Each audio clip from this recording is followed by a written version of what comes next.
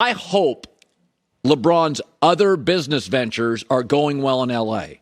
because his basketball venture right now is a mess. I'm not sure he can do much about it. So you watch the Warriors. They are a perfectly constructed symphony of basketballs. Shooters, youth, age, wisdom, twitchy defenders. They can play multiple ways. They have a plan A, a plan B. They have a strong bench. They have a brilliant coach. They have 10 guys in the rotation, all with a purpose, all with a role, and all of them know it. It's beautiful. It's a harmony of an organization. Smart, experienced, brilliant veterans tied together by a great GM and a coach. Its eye is always on the future, but capitalizing in the present. That's what the Warriors are. The Lakers are consumed with the past.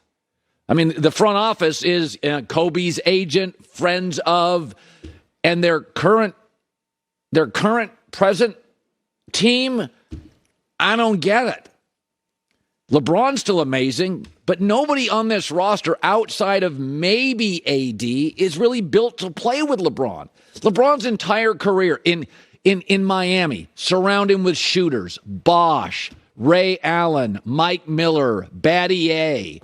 LeBron still as good as anybody in the world at breaking you down and feeding the ball to a guy to catch it and shoot it. He's brilliant at it. This roster doesn't have any of those guys. There's no cohesion.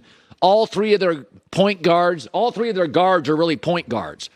No, what you need is all three guards to be shooting guards because LeBron's your de facto point. We can sit and blame Westbrook here, but he is productive. He just happens to be a Palm Pilot in an iPhone world. I mean, he was born too late. If he was born 15 years earlier and retired 15 years ago, he'd be an all-timer. You got to be able to hit threes. You got to be able to play off ball with LeBron. And they've got guys that don't necessarily, Dennis Schroeder doesn't want to play off ball. He wants the ball. Westbrook doesn't want to play off ball. He wants the ball. Pat Bev, I'm not sure what he wants, to annoy people. This roster doesn't fit. Now, Anthony Davis, in a way, is kind of what LeBron plays well with. Chris Bosh and Kevin Love are perfect. They can be great rebounders, but they're very skilled. You can move them away from the basket. LeBron loves that, so he can drive and score. But they can also, Love and Bosh are great mid-range shooters, and Love's actually a great three-point shooter. Anthony Davis is almost perfect. He doesn't want to play the five either. He doesn't like contact, right? So he's willing to move away from the basket. That's good. LeBron likes that. But he can't shoot. In fact, since the championship, his shooting from three-point land has gone straight off a cliff, and I can't describe it. But you start looking at the construct of this. Last night, you juxtapose this perfect harmony of basketball. Everybody knows their role. They're so smart. The basic understanding with the Warriors is just get the ball to the open guy, and the open guy, unless it's Draymond, will hit the jumper. LeBron's capable of hitting the open guy. The Lakers last year were a top 5 team in getting great open looks. They don't have anybody that can hit them. And after the game, I mean, I don't think outside of LeBron and AD, the Lakers have another player that the Warriors would use in their 9-man rotation. That's varsity and JV. It goes all the way upstairs. But LeBron sent a message last night. They could have Buddy Hield. Did you notice that? That's LeBron saying, make the Buddy Hield trade. Give me a laser. Give me one. Pat Bev can hit an occasional three. Give me a laser. So that's LeBron. He's telling you, teams are playing us this way because we don't have any shooters. And I know LeBron wanted Westbrook. I know. But okay. Something in business that's always been understood. Don't double down on your mistakes. Move off them fast. Let's move off the Westbrook thing. Let's not blame him for everything. He is what he is. He has to have the ball in his hands. He can't play off ball.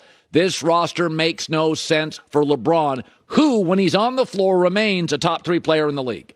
And an unbelievable player at getting you shots. So here's a roster with nobody who's great at the shooting part. It just makes no sense. That was LeBron saying, let's make the move for Buddy Hield.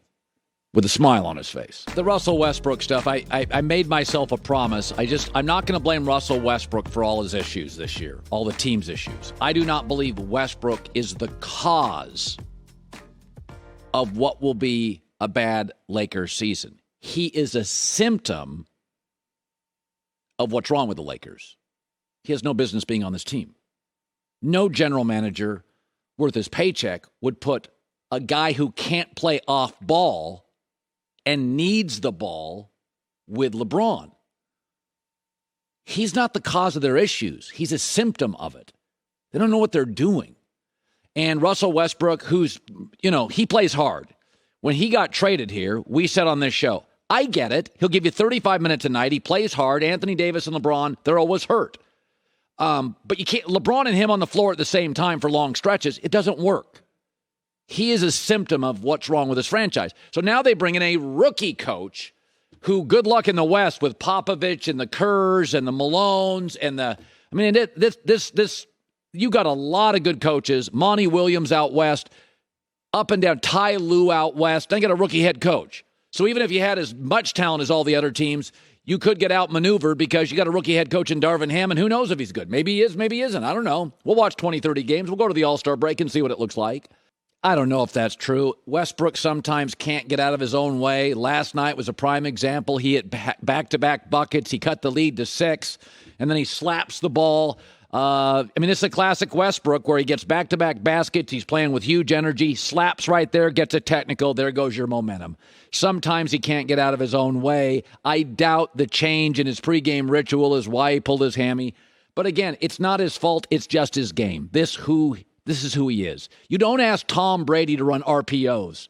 You don't ask Derrick Henry to run seam routes. This is what his game is. He shouldn't be on this team playing with LeBron. He should be on a rebuilding team. He gets the ball, 37 minutes, 23 points, fun to watch, sell some tickets, and it's an athletic, hyper-athletic young team, and he can give you a lot of minutes. That's what he should be on. This team needs shooters. He can't do that. So this Laker house, it's the classic thing. Westbrook is the paint on a house that has electrical issues, plumbing issues, and foundation issues. It could use some new paint, but it's got much bigger issues. And he is this is what he is.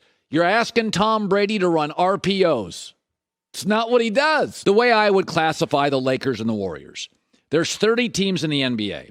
15 of them, 16 make the playoffs. The Warriors are the best team in the top 15 in the league of viable teams. They're the best team. The standard of the league. Depth, brilliance, coaching, shooting, everything. The Lakers are arguably, of the remaining 15 teams, they're the best of the teams that'll either play a play-in game or won't make the playoffs. Now, we know they're not a tanking franchise, so the NBA is kind of cut into halves. There's the halves that'll make the playoffs, summer championship teams, Warriors, Bucks, Celtics, and then some are like Minnesota, the Pelicans. They're good, they're ascending, they're rising. Probably not a championship team yet. Cleveland's in that class. Good, though. And then there's the second half of the teams, and some of those think they could make the playoffs, probably be play-in teams like the Lakers or the Knicks. And then some are just bad, and then some are tanking. And so that's the difference. But you can't ask Westbrook or any pro athlete to do what they don't do. LeBron's the Swiss Army knife. He does everything. But you don't ask Steph to guard the other team's best player. Klay Thompson does that, or Draymond does that, or Andrew Wiggins does that. Even though they're pro athletes, almost all pro athletes, there's the occasional LeBron, Patrick Mahomes, Josh Allen, Ohtani. There's the occasional pro athlete that can do anything. Even among pro athletes, that is totally rare. I'm a sportscaster. Most sportscasters are play-by-play guys, Joe Buck. Opinion guys, me. Reporters, Tom Rinaldi. Like they've got roles and they do things. You go to a hospital, there's the surgeon, there's the nurse, there's the foot specialist. You can't ask these pro athletes to do everything. Most are great at one or two things. LeBron's an outlier. He's a great ball handler, a great defender, he can drive to the basket. He gets people open. He's the best passer, arguably, in the league. Josh Allen can jump over people, go deep, run it. That's rare. You're asking Westbrook to do stuff he's not built to do. Even at UCLA, when he got this, they didn't know what to do with him. They were like, he's just really athletic. He got to the NBA. He refined his game. But he's still just a hyper-athletic player that can't play off the ball. He doesn't work on this team. And to Barkley's point, whether you agree or not, this is a functional problem within an organization. This is a business that brings in an employee, pays him a lot, puts a ton of pressure on him, and says, why can't you do that? That's not what he does. Hi, everybody. Thanks for watching. Subscribe here to get the latest from the show. Also, be sure to check out more of the best clips from The Herd or go watch a few segments from other shows on FS1.